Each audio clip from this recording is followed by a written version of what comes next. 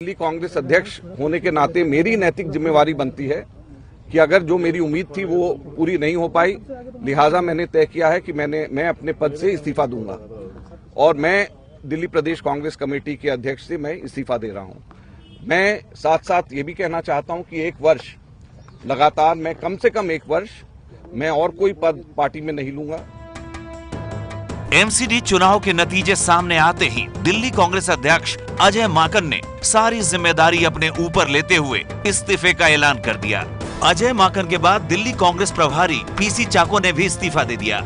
I was in charge of DPCC and Mr. Ajay Makan was the president. Both of us, in a way, failed in our responsibility and I tender the resignation.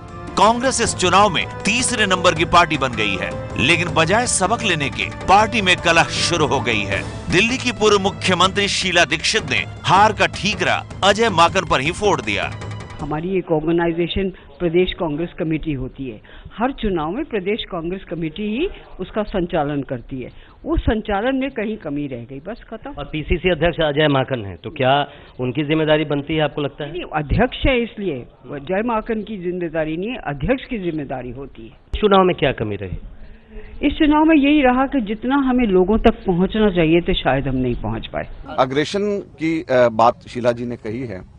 पिछले 2 वर्ष से लगातार शीला दीक्षित जी और संदीप दीक्षित जी लगातार मेरे खिलाफ में बोलते जा रहे हैं और मैंने एक भी बार उनका जवाब नहीं दिया है और मैं जवाब देना भी नहीं चाहता। उनको लगता है कि जब संदीप दीक्षित मेरे खिलाफ बोल रहा है या वो मेरे खिलाफ बोल रही हैं तो मैं उसमें अग्रेशन वापस लेकर के आऊं, तो वैसा अग्रेशन मैं नहीं ला सकता। शीला दीक्षित और संदीप दीक्षित पर माकन का ये हमला पार्टी की अंदरूनी कलह की एक झलक भर है। शीला दीक्षित 3 बार दिल्ली की मुख्यमंत्री रह चुकी हैं, लेकिन एमसीडी चुनाव में वो कहीं नजर नहीं आई। इसकी वजह भी खुद उनसे ही सुनिए। मुझे किसी ने कहा ही नहीं ना, जब कहा ही नहीं तो मैं कैसे चली जाऊँ कि भैया मैं आ रही हूँ। एक तरफ जहां बीजेपी ने सिर्फ मोदी के चेहरे पर दिल्ली का किला जीत लिया, वहीं दूसरी तरफ कांग्रेस के नेता आपस में ही लड़ रहे हैं। यही वजह थी कि चुनाव के ठीक पहले दिल्ली कांग्रेस के बड़े नेता रह चुके अरविंद लवली ने बीजेपी का दामन थाम लिया। लवली ने तब माकन और शीला दीक्षित दोनों को ही पार्टी की खराब हालत के लिए जिम्मेदार ठहराया था। अब नतीजों के बाद कांग्रेस को ये सोचना होगा कि उनके गिरते ग्राफ की असली वजह क्या है। दिल्ली से प्रशांत के साथ जैनेंद्र की रिपोर्ट। ये है एबीपी न्यूज, आपको रखे आगे।